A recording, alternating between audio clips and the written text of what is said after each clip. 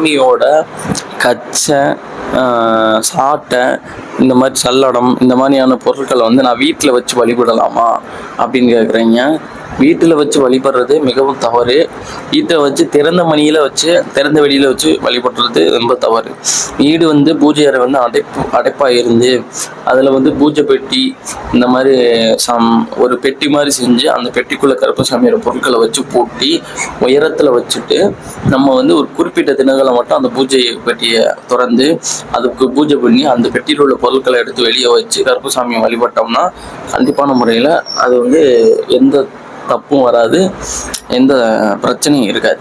அதே இது நீங்கள் அதை திறந்து போட்டு வீட்டில் சுத்தம் இல்லாமல் இருந்தீங்கன்னா, என்னோட பொருட்கள் வந்து ஒரு சுத்தமில்லாத இடத்துல இருக்குன்னு சொல்லிட்டு கருப்பசாமி வந்து அந்த குடும்பத்தை விட்டு வெளியே போக ஆரம்பிச்சிடும். அப்படி வெளியே போச்சுன்னா உங்களுக்கு தான் ரொம்ப பிரச்சனை. கடன் பிரச்சனை, குடும்ப கஷ்டம், குடும்பத்துக்குள்ள சண்டை, இந்த மாதிரி பிரச்சனைகள்லாம் வரும். அதனால் கருப்பசாமி பொருட்களை பொறுத்தளவில் சுத்தமான முறையில், மிகவும் சுத்தமான முறையில் அந்த பொருட்களை கையாண்டிங்கன்னா தான் அது வந்து உங்களுக்கு நிலைக்கும். என்னைக்கும் கருப்பசாமி வந்து உங்களை பாதுகாக்கும். அதனால கருப்பசாமி பொருள் வைக்கிறோம். அதேமாதிரி கோயில் வச்சிருக்கீங்கன்னா பிரச்சனை கிடையாது.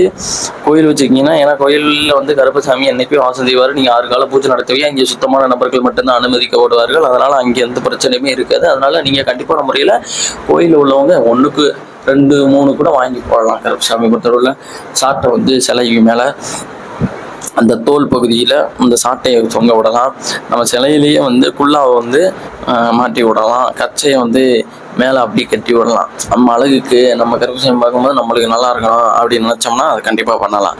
அந்த மாதிரி சாமிகளுக்கு வந்து ஒவ்வொரு இது போட்டு நம்ம அலங்கரிக்கலாம். ஆனால் கோவிலை பொறுத்தளவில் இதெல்லாம் வச்சுக்கலாம். அங்கேயும் ஒரு பெட்டி மாதிரி வச்சு அதுலேயே வச்சுக்கிட்டோம்னா நம்மளுக்கு வந்து எந்த டேமேஜ் ஆகாமல், அதாவது எந்த சேதம் அடையாமல் நம்ம சிறப்பாக அதுவாக இருக்கும். நம்ம அமாவாசை பௌர்ணமி தினங்களில் இல்லை மரளாடிகளாக இருந்தீங்கன்னா அதை எடுத்து கட்டிட்டு சாமிக்கு பூஜை பண்ணலாம். இந்த மாதிரி இருக்குது. நம்ம வந்து நம்ம மரளாடிகளாக இருந்தால் பிரச்சனையே கிடையாது. நீங்கள் வாங்கி வச்சுக்கலாம், எப்போ வேணாலும் எவ்வளோ வேணாலும் வாங்கி வச்சுக்கலாம். ஆனால் ஒரு தனிப்பட்ட நபர் வந்து கருப்பசாமியோட கச்சையை வந்து வாங்கி அதை வந்து யூஸ் பண்ணும்போது, கருப்பசாமி கச்சை ஒரு துணியில் செஞ்சதாவது உங்களுக்கு தெரியும். அதை நீங்கள் வீட்டுக்கு கொண்டு வந்து கருப்பசாமியை நினச்சிட்டிங்கன்னா இங்கே கருப்பசாமி தான் வந்துட்டாருன்னு தான் அர்த்தம். ஏன்னா அந்த கச்சையில் அவர் வாசம் செய்ய ஆரம்பித்து விடுவார். சாட்டை, அருவாள், மணிக்கம்பு, கச்சை, இந்த மாதிரி பொருட்கள் எல்லாத்துலேயுமே கருப்பசாமி வந்து நம்ம நினைக்கும் போது அந்த இடத்துல வந்து கருப்பசாமியாக பாவிச்சு வணங்கும் போது, அங்கே கருப்பசாமியோட அருள் இறங்கும் போது அங்கே வந்து கருப்பசாமி வாசம் செய்ய ஆரம்பித்து விடுவார். அப்போது நம்ம சுத்தமான முறையில், தூய்மையான முறையில் அவருக்கு வந்து பூஜை செய்து புனஸ்காரங்கள் செய்தால்தான் நம்ம வந்து நல்லா இருப்போம். அப்படி இல்லை அதில் பூஜைகளில் எதுவும் தப்பு இருந்துச்சு, இல்லை வீட்டில் எதுவும் சுத்தம் இல்லை, நமக்கு குறிப்பிட்ட நாளில் அந்த மாதிரி வச்சுருக்கோம், இந்த டைமில் வந்து நம்ம இப்படி வச்சுருக்கோம்னா அது வந்து நம்மளையே திருப்பி அடிச்சிடும்.